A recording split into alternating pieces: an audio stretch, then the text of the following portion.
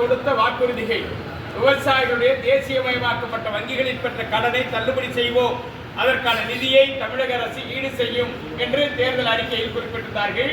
இதுவரையிலும் அது நிறைவேற்றப்படவில்லை.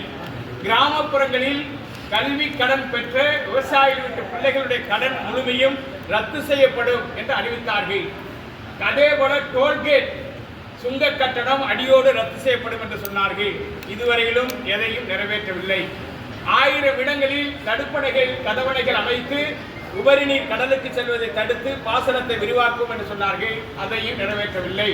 அணைகளினுடைய நீர் கொள்ளளவை உயர்த்துவதற்கு நடவடிக்கை எடுப்போம் என்று சொன்னார்கள். அதையும் செய்யவில்லை.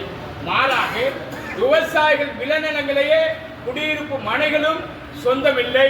அந்த நிலங்களை ஒட்டி ஓடுகிற ஆறுகள், நீர்வழி பாதைகள், ஏரிகள், குளம், குட்டைகளை கார்ப்பரேட்டுகள் அபகரித்துக் கொள்வதற்கு தமிழ்நாடு அரசு நில ஒருங்கிணைப்பு சட்டம் 2023 என்கிற சட்டத்தை கொண்டு வந்து பரந்தூர் விமான நிலையம் முதல் சிப்காட் அமைக்கிறோம் என்கிற பேரில் பல்வேறு மாவட்டங்களில் நிலங்கள் சூறையாடப்படுகிறது.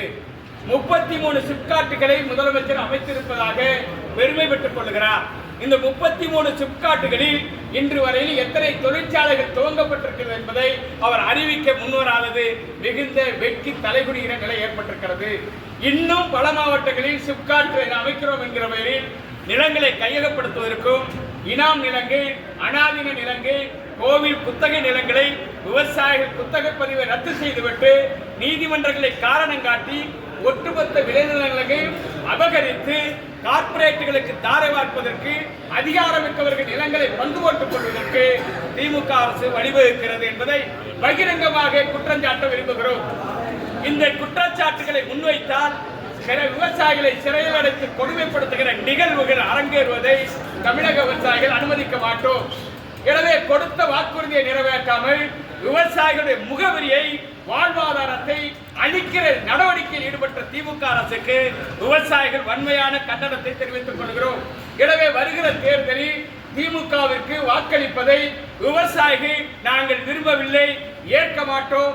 திமுக அரசுக்கு வாக்களிப்பதும் எங்களை தற்கொலைக்கு தள்ளிக்கொள்வதும் சமம் என்கிற அடிப்படையில் எங்களுடைய கருத்தை நாங்கள் முன்மொழிகிறோம்.